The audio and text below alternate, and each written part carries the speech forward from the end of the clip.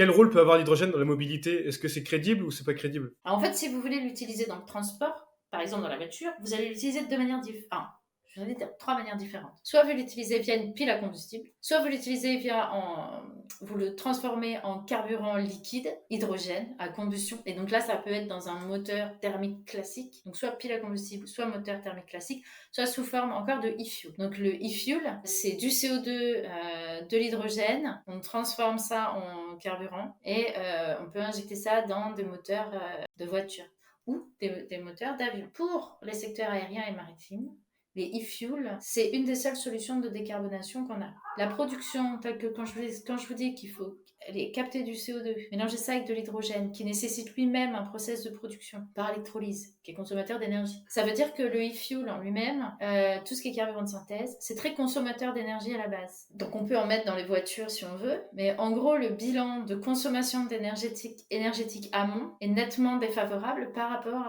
à tout simplement le fonctionnement d'un véhicule électrique.